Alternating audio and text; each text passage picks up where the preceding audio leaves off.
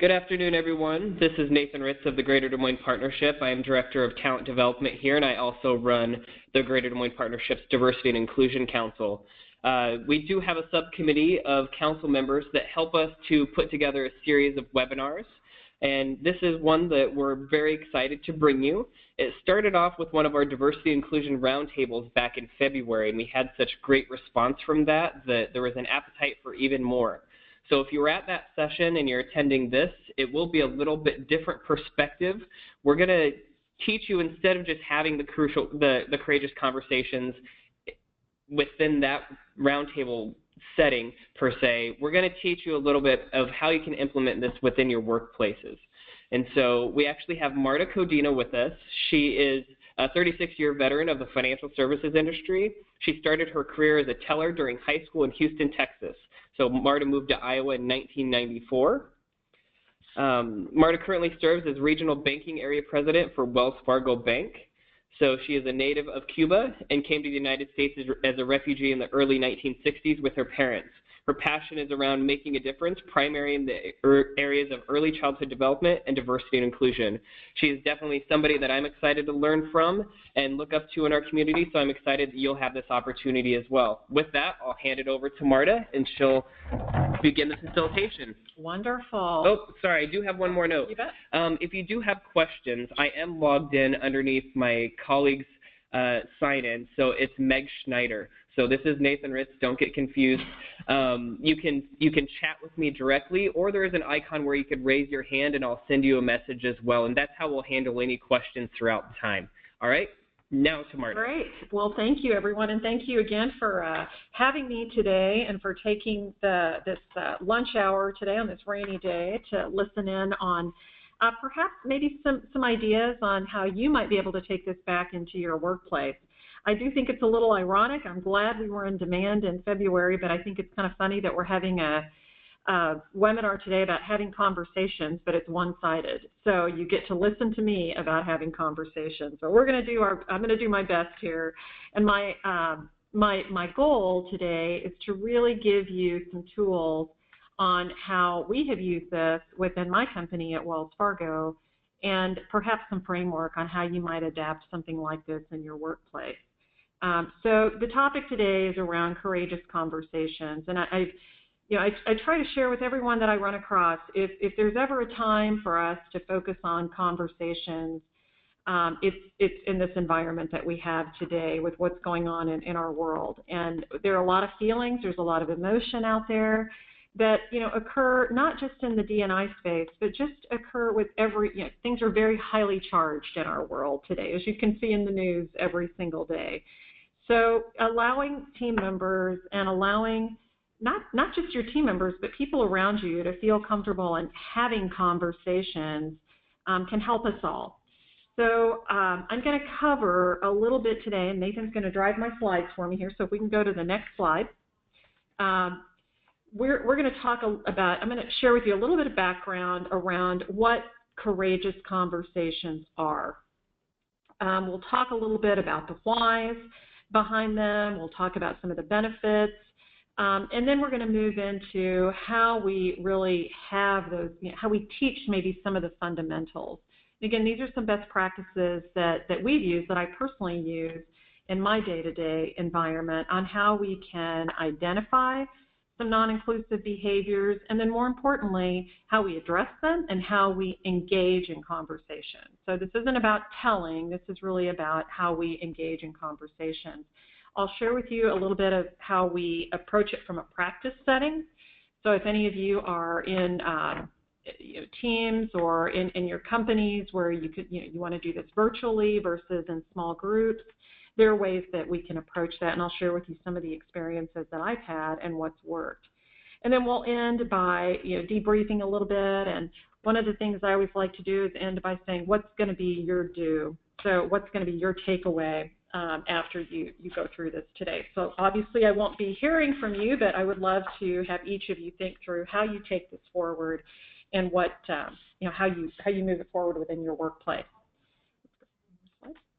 So one of the first things that we like to do, and I would encourage each of you based on your company and how you frame up diversity, within your respective companies.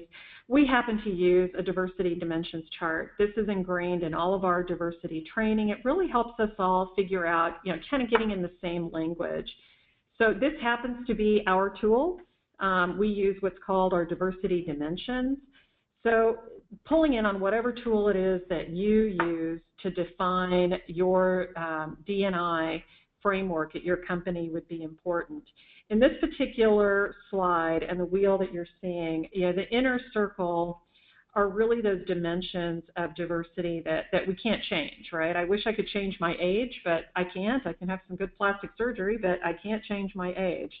I'm not going to change my ethnic heritage. I was born in Cuba. I'm Hispanic, and that's something that's going to be with me. So typically, things you can't change. The next circle are things that are impacted really by our experiences and things that we kind of grow into. So things such as, your values, strengths, styles, your background, where you've lived. The outer circle for us and how we define this are really things that are work-related.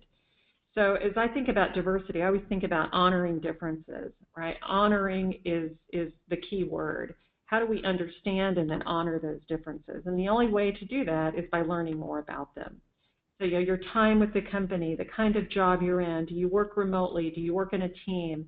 All those things obviously are dimensions of differences that we have in each of our workplaces.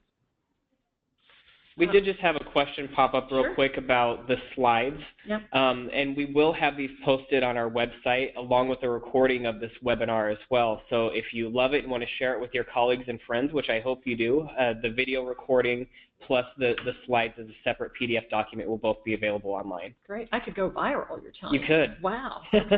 Yeah, I'm not going to get too excited. This is a first for me. So I would say this is a courageous act for me to do this, but I'm thrilled. So let's start with what is a courageous conversation. Some of you on the phone that might be in the HR space might have read a book called Crucial Conversations, and it's got a lot of training associated with it. This is a little bit different than that. Sometimes people get the two confused or interchanged. A courageous conversation is really one that's about differences or diversity and inclusion. And we think it's sometimes something that might be difficult to have, but when done effectively can really have a dramatic impact, not only on how we lead ourselves, but how we lead our teams and how we lead our business. And as it says on the slide, it really requires us to step out of our comfort zone and discuss a topic that might have an emotional response. We're going to talk more about human nature, but we typically want to avoid those things that might be emotionally charged. But having these conversations can be really instrumental in really creating an inclusive workplace. And I'll share some of what I see today, and I have the opportunity to lead our branches throughout Iowa. And I always tell my peers, if you're not hearing team members, employees that are concerned or scared or have issues, then we're probably not asking enough questions, or we're not making them feel comfortable enough to express themselves and bring their entire selves to work. Because there's a lot to be emotionally charged about in our world today, especially as we continue to develop and hire more and more diverse team members. So we can't create that inclusive environment that we all know helps us from a business standpoint unless we're able to have the courage to have these kinds of conversations. So you might engage in a courageous conversation about diversity and inclusion when you really feel like maybe a different point of view has to be brought in, when there's some event that occurs in your community. My goodness, if you watch the political arena today, and you could watch the news any day and probably come up with a reason to have some sort of courageous conversation. So if I were teaching a group, or if I were leading this session right now in a small group, I would stop here and ask people to give me some examples of courageous conversations that might be happening today in your workplace. So that would be an opportunity to engage the group. I can't do that today over the phone, but that would be an opportunity where I'd have everyone just stop and think about some of the things that are going on, or give us an example of a courageous conversation that you may have had, either personally or professionally, to get the group engaged. So the next slide is really around human nature, and this validates why we have the need for this. So, do you recognize any of these common tendencies? Let's keep going. You can just pull them all up. Okay. So there's 3 bullets on this slide. So do you recognize any of these? So as you read through these, first one, we go to great lengths to avoid any kind of disagreement or confrontation and to keep conversations even-keeled. A lot of this has to do with the way we're each wired. I tend to kind of like getting in the heat of things every now and then, but I also have to recognize that others may not. And I would say the majority does not like getting into confrontation or even-keeled. I can probably blame my Cuban heritage for that. But again, it's pretty common to have people want to walk away or want to just avoid any kind of disagreement. We really like to be liked most all of the time, and therefore avoid conversations that might endanger that. So again, if we think about it down deep, do we want to be liked? If we say something wrong, is that going to affect the way that person might feel about me? And then the third one, we'd rather choose to postpone, avoid, deny, or rationalize something than address it and risk upsetting someone.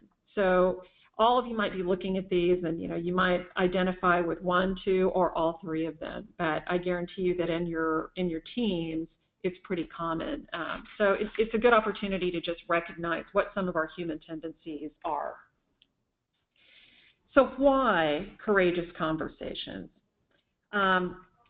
It can help us decrease some of those blind spots, and I think what we word is self-deception. Sometimes we don't realize we have them, and I can typically, if I think back on any given day or week, being receptive to this and being really fully into D&I means that we're going to be learning something all the time, and what may have been a blind spot for you in the past may not be going forward, but you may also run into one where, because you're just learning, you may not realize it's a blind spot for you yet. It helps us provide a diversity of perspectives, and I'm probably preaching to the choir out in the audience today, but the more people and the more perspectives and the more differences of thinking that we can bring into a group, the stronger we all become. It helps us strengthen trust, reliability, and accountability. So if your teams can come to work and know that they can trust having that conversation, they're going to end up, again, giving you more. They're going to be more reliable. They're going to be more accountable. Again, it's getting everyone to feel that inclusivity that I know we all strive for. And it can unravel sometimes the whys in our business. So when we think about, why isn't, I work a lot with engagement in the teams that I have an opportunity to lead. And, you look sometimes at, why is a team not as engaged, or, why are they feeling certain ways? And this helps us uncover some of those whys when we understand, why can't somebody bring themselves entirely to work? The next slide really covers, again, I'm going to keep going a little bit around some of these whys and the benefits of courageous conversations. It really helps us understand those perspectives of others. Again, broadens our own diversity and inclusion awareness and understanding. Every time I have a conversation, I walk away learning something else, which is my mission. Helps us gain an understanding of intent and impact. Very few times does someone intend to hurt someone by their comments. That's generally not there's generally not any kind of malintent. Helps us understand some of those biases around non-inclusive behaviors, which we're going to talk a little bit more about. Being open and receptive to feedback. So done in the right way, everyone wants to be able to take that step forward. And again, as we learn more and are more understanding, they're going to be more open to future kinds of issues that might come up. It's the kind of culture that I know we strive for at our company. I'm sure your companies have similar missions around culture as well. It enables us to have more productive conversations, and I think one thing that's important here is up, down, and across. So this is not necessarily around conversations that we would have with certain reporting structures. This is about having conversations all around us. And the next bullet really ties it together for me. This isn't about just inside the workplace. So this is a wonderful transferable skill that we can use, again, throughout our life. It's a life skill. It's not just something that can be used at work. So, and you're going to have this deck at your disposal. But if I were doing this in a group setting, I would want to allow for some conversation here, from some takeaways, some experiences, for people to share maybe some conversations that they've experienced in the past that may have been positive or needing to be more positive. So allowing people to have some time to discuss is critical. And again, we're talking about having conversations, so having those conversations in the session would be really important. How long, if you were to facilitate this with a group of, say, 12 to 15 employees, would you say that's an appropriate size for facilitating this? And then what's an appropriate length as well for this total session? Yeah, great question. I would say allow for an hour. The larger the group, maybe a little bit more. But we've typically, when we've done it, we'll try to set aside an hour, spend about 30 minutes of that. Half the time is actually presenting, and the other half is really practicing. And we're not going to have an opportunity to practice today, but I'll show you that practice setup. With 12 people, I would say probably 12 to 20 would be a good group. You want to be able to have small groups to practice, so break up into 3 or 4 to be able to actually practice. Perfect. Thank you.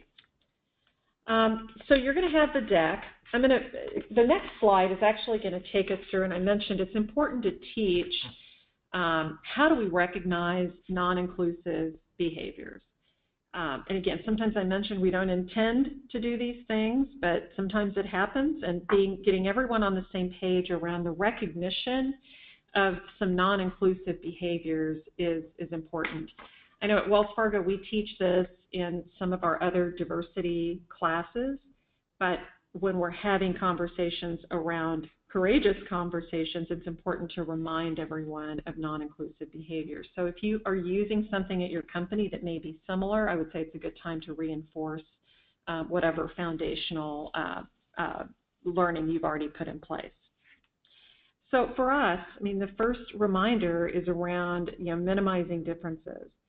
And I'm guessing all of you on the phone have probably heard something along these lines. It might sound something like, well, we're all the same. We all, bleed red, or I don't see color.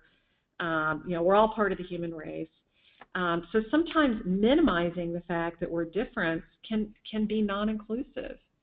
So, it used to, I think even years ago, I remember in my journey, we used to say, hey, just don't acknowledge it. Don't see differences. That's the key. Well, I go back to, I've really changed to say we not only need to see them, but we need to honor them. And that means learning about them. So minimizing differences can really be a very much a non-inclusive behavior. The next one is around really dismissing others' feelings. That might sound like, well, she's a really good person, but she didn't really mean what she said. Or don't take yourself so seriously, it was just a joke. Or I've said it before and no one seemed to mind. Well, it doesn't matter until it does, right? And if some of you are HR practitioners out there, you get that. But dismissing others' feelings, again, in whatever statements, and again, they're typically not intended, can be very much a non-inclusive behavior. Dismissing or discouraging the perspectives, thoughts, or ideas of others. So that might sound like or look like, I'm working on a project and I just do it without getting any feedback from anyone else. So, and I know I've certainly seen that in my career, or telling others that, you can complete it without input.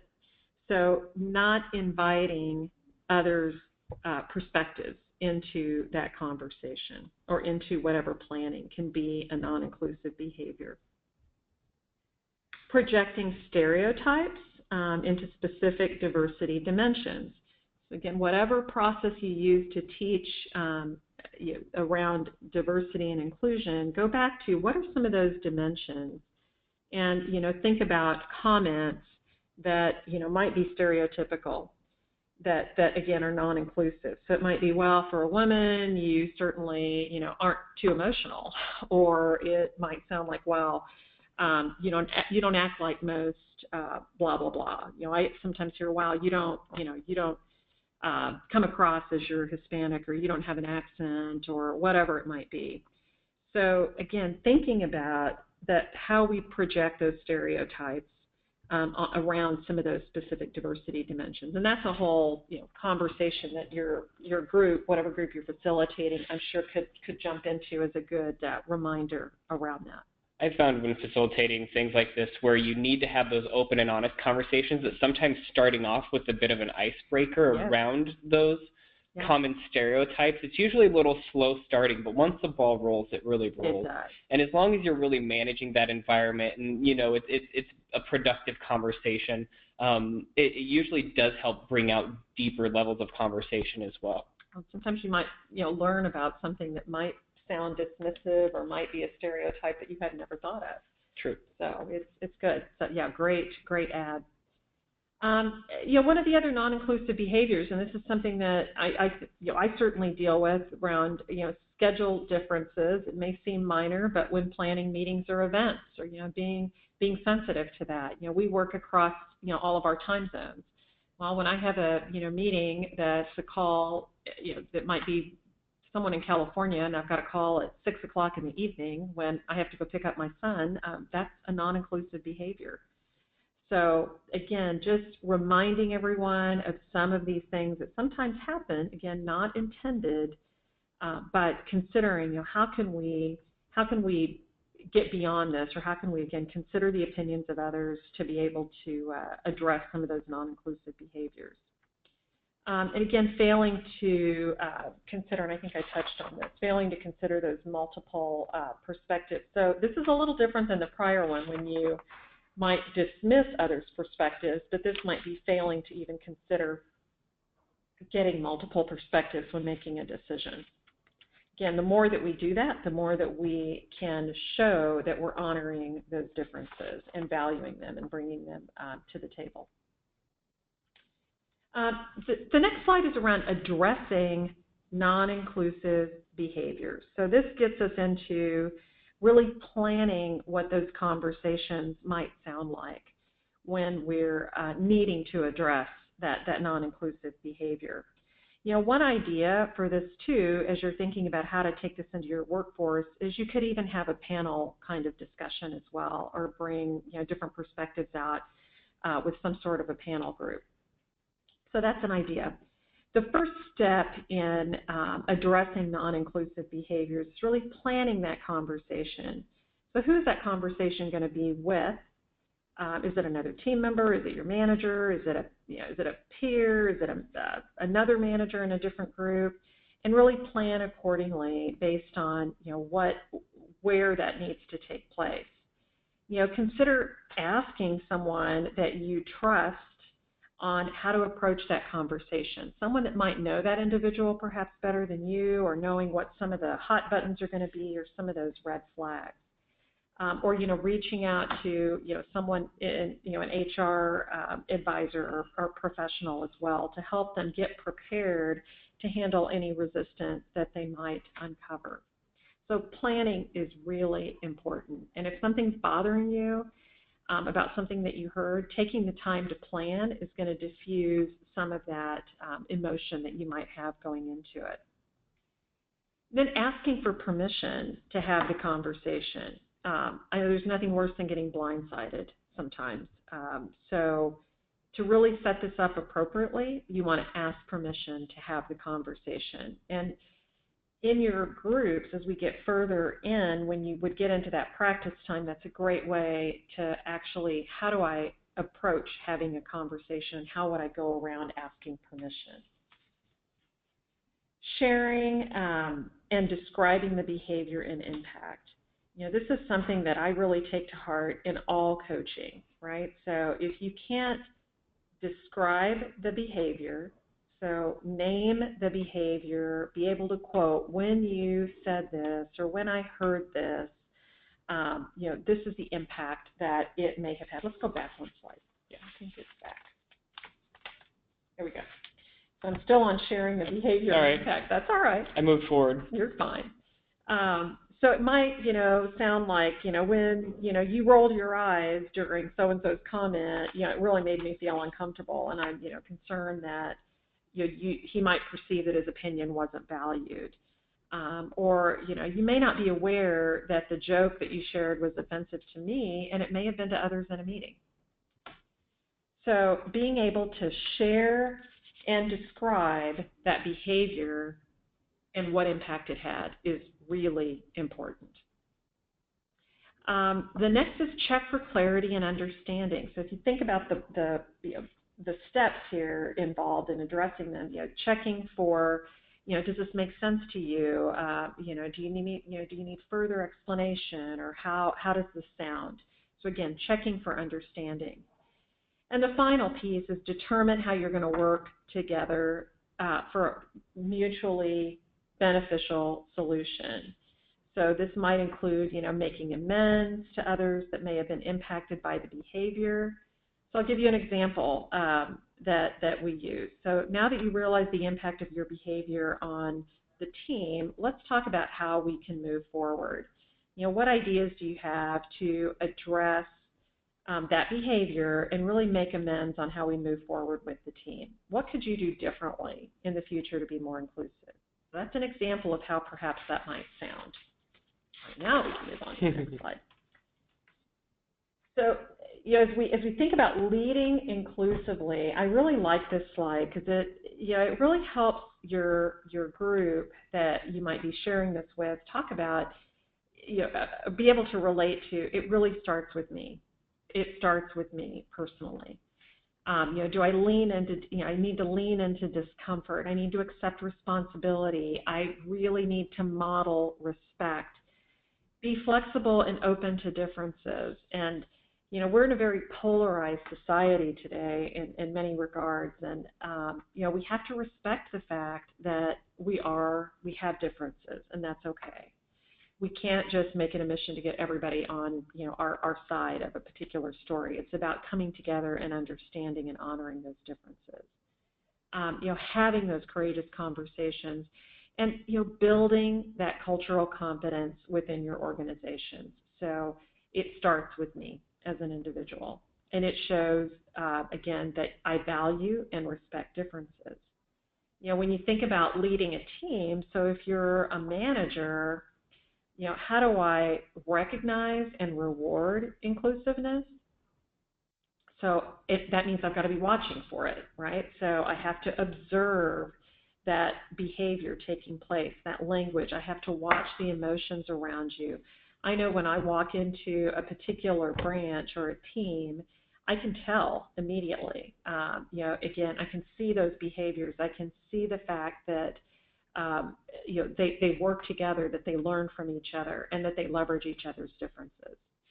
As a team, we don't want to, we have to withhold assumptions and inferences. We need to speak up and intervene. I think we're all responsible, especially as leaders and managers.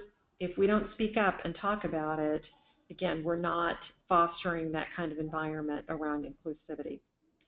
And then stop unproductive or inappropriate actions. So how do I get to that point where the team feels trust? So they feel like they can trust bringing their entire selves to work, and that they feel comfortable sharing and know that their opinions, their words, their beliefs will be honored at work. So some of the do's and don'ts around conversations across differences. Again, just a good slide to remind your teams about as we are getting into these conversations. We all have different strengths around our communication. I think what's key is make sure we're communicating authentically. Do we encourage each other to, be authentic? So remember some of the basics around do's and don'ts. Using affirmative statements is a do. Can you tell me more? How did this affect you? What I hear you saying? Again, just some examples. Manage your own judgments. Okay. Again, we all have some deep-rooted, sometimes judgments, but we've got to manage those. Show that we're truly interested. To me, that's the most important thing on this page. And think about your intent. Are you really interested? Do we demonstrate that caring, understanding, empathy, and respect? And all of those are so important. Caring, understanding, empathy, and respect of one another. Some of the don'ts are don't hijack the story. I've heard that sometimes where they'll, or the next one, one-upmanship. Well, so-and-so, this happened to me, or, when I, blah, blah, blah. So remember good listening skills. Don't hijack the story. Be sure you, again, are letting that person talk. Don't minimize the difference. We talked about the importance of that earlier. Don't get defensive. Don't take it personally. Don't discount it or explain it away. And don't try to validate assumptions. Again, we have to honor our differences and honor our beliefs. This is about learning and trying to come together around having those conversations. So, and Nathan, I don't know if you're getting any comments or questions, but this would be the time once you go through really the ground rules and the basics around courageous conversations. This is when I would stop, break them up into some of those small practice groups, and start preparing them to experience how they might have a conversation.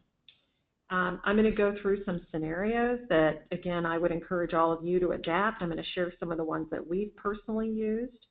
But it's important to have them experience and share at tables some of their learning, and just give it a shot using those ground rules, or using some of those do's and don'ts and the ground rules.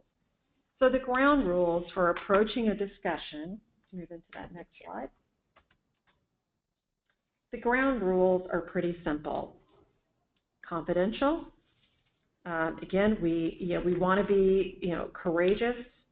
We know that sometimes so share what feels comfortable, yet challenge yourself.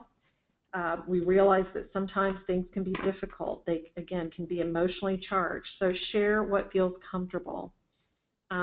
Seek to understand. I'm sure this is a foundation in all of your D&I work that all of your companies do today, but seek to understand. And then give each other the space and grace. There are raw emotions around some issues, and it's okay.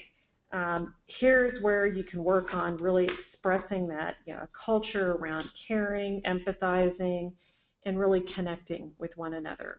So giving each other the space and grace to again, be different, have a different opinion. Be patient. You're not going to be able to map out the entire conversation, especially during the practice. You may not even, you may not get as far as you want, but be patient. This is, again, can be the start of a great relationship and a great journey. And the final one was around listening. So it's important to listen as we talk to each other. Okay, you can keep going. Get anxious. I know. I think that's Nathan getting me moving here. So how would we set up a practice conversation? Let's move to the next slide. And I'll give you an example. These are three scenarios that we have used in the past at Wells Fargo, and you'll notice one of them is very much a Wells Fargo example. And each of your companies might have something around a particular topic.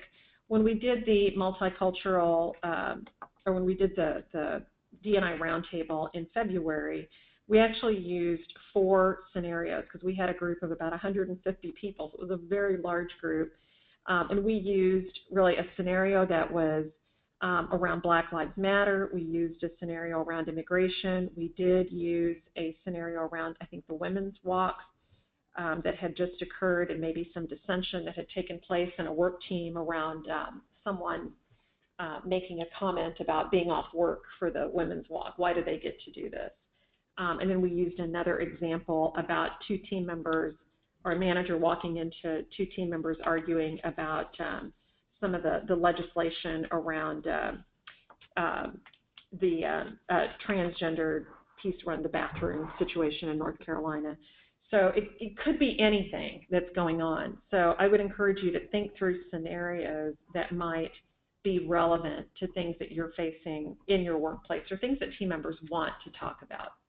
They don't all have to be hot political topics. Unfortunately, right now, you've got a lot to choose from. So it really depends on what you want to, how you want to frame up this practice. So you see our case studies. Again, I would encourage, depending on the size of the group, to use 3 or 4. We had a very large group before, so we used the 4. Break them up into small groups. It might be groups of 2. It might be groups of 4, depending on your group. But you definitely want to have small groups. And then you want to have them talk at a table. So maybe there are 4 people at a table. They practice in pairs, and then they are able to talk about it at their table after they're done. We have a question asking if this is what you would literally print, such as this slide, to have on the table. That way, all the information is readily in front of them as a reminder as well. Yes, absolutely. Okay. And again, this is just a nice slide because it covers, how do you address some of the non-inclusive behaviors and the steps around that, and then the do's and don'ts. So I think that's always a good reminder, around what I covered here a few minutes ago. Give the group about 15 minutes. Again, depending on the size of your group, you may have to go, a little bit more than that, and depending on your topics. Give them about a 2-minute warning on when you're going to be calling them back together. So we heard a lot of chatter, and that was the largest group we'd done it in, and it was hard to stop people from talking because they were really having some great discussions. And we had 2 or 3 tables assigned each to a particular scenario. So the debrief is where all this really comes into play. You would ask for a leader at each table to then be willing to share some of what their learnings were, some of the themes, some of the things that they encountered that they might be able to take back if they ever encountered a situation like this, or other things that they may be facing in their teams. So asking for volunteers to debrief is really important. Check in. The other thing, too, that I like to do is make sure someone's walking around. So if you have someone on your planning team or one of the managers that might be helping organize this, is to just walk around to guide the discussion. I'll give you an example. When we actually did do this at a conference, actually, Nathan, you were at that conference. We had a lot of people. We had about 1,000 people in the room. So I walked by one table. Again, we didn't assign tables, but there were 4 people that all were probably the same gender, age, and they probably shared 90% of the diversity dimensions, okay? So they really didn't get, they were like, oh, we've talked about them all, we're good. It's like, all right, well, they really didn't learn anything because they didn't dive in to having conversations with anyone that was different than them. So think about that if you have an opportunity to put tables together, pair people up that, might have some differences that you know of. In this case, I was like, all right, I think you all, and I won't tell you what dimensions they all fit into, but they were all the same. So it was like, all right, let's step out of your comfort zone a little bit. So being purposeful around the tables that you want to set up will definitely help that learning and help move that learning forward. So, you're going to hear a lot of discussion depending on what topics you choose. We've even done this where we might take one topic in a small team and just say, hey, use one a week and do it in your teams, where we can have, we might have a team member pick a scenario or create a scenario and bring it into the group. So there are things you can do not just in one fell swoop, but look at how you can integrate the whole concept of conversations in your workplace. Our Diversity and Inclusion Council that we have for Central Iowa, we've adopted this as our mission for the year. So we have advocates that are all members of our D&I Council that we have armed with really getting this train the trainer, if you will, to then go out and use it and spread it throughout the workplace. So again, different ways that you can approach it, but I just think having people know that it's okay to have a conversation, and we're going to walk through some of the framework on how to make that a way that we can work. I really like the regular implementation of this.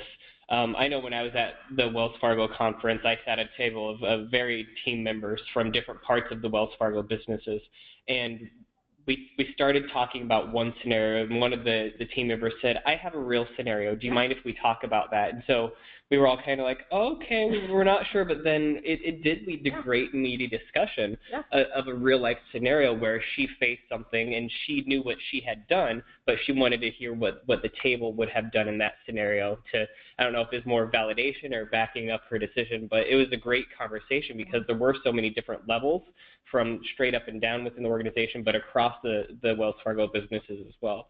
So I really do like that. Yeah, that's great. And again, this isn't just one conversation isn't going to solve world hunger here. It's that ongoing appetite. So that's great to hear. I'm really, again, the conversation will lead you in a lot of different ways. So as you wrap up that practice and that experiential piece, that's where you really want to focus in on, what was a key takeaway that you had? What are you going to do more of or less of? And, this can be very introspective kind of work. So it might be that, I have a group of friends outside and I'm always, boasting about this opinion I have, but I never take time to listen to them. So it can help people beyond work. How can you bring this information forward? So how do I, again, take it and make it, part of our fabric as we move forward? So these are great questions to frame up if you are doing this in a large group, to have them actually talk at their tables about what they might do and what their commitment is. So, what is that call to action? What's going to be your do? What's your next step? I'm not a big fan of let's all create an action plan and write it and turn it in, but this is something to me that is very deep and it's very personal.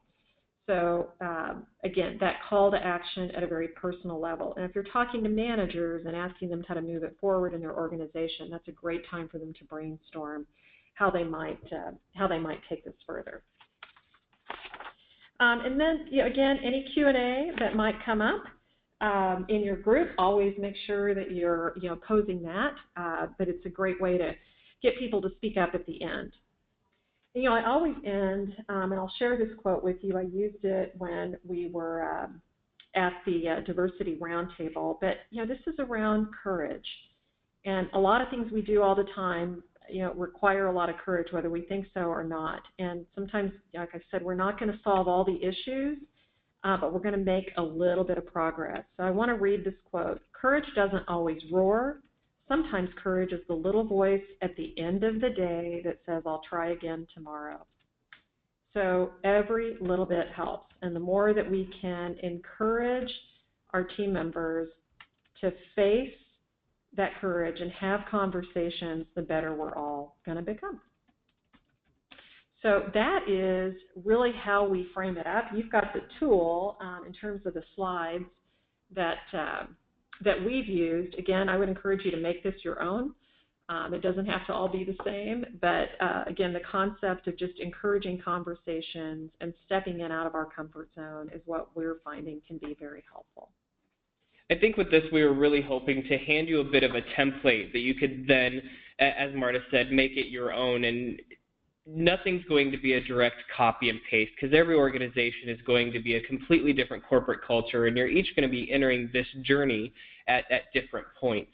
And something that I would encourage all of you is something that I work with high school students a lot in the leadership development program, and I always start them off with saying the number one thing that you need to do as a leader is get comfortable being uncomfortable. Yeah. And some of these conversations will be a little bit uncomfortable, but it's about being professionals and being purposeful and being authentic in this movement or this initiative to make sure that you're carrying it out to its fullest potential, and that it's not just becoming something that you talk about, but it's becoming something that will be truly ingrained into your corporate culture.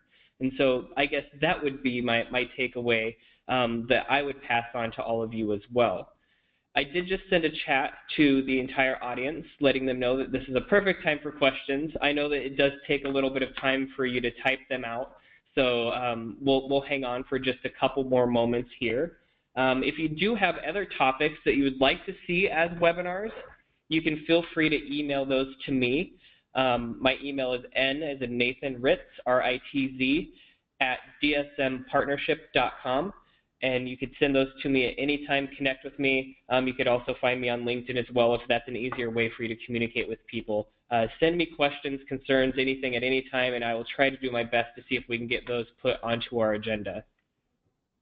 I'm not seeing any questions coming in. Well, go have a conversation today. I guess that's my, my ending comment. Go step out of your comfort zone and have a conversation. Definitely. Well, I'm going to go ahead and end the recording now, but we'll stay on the line.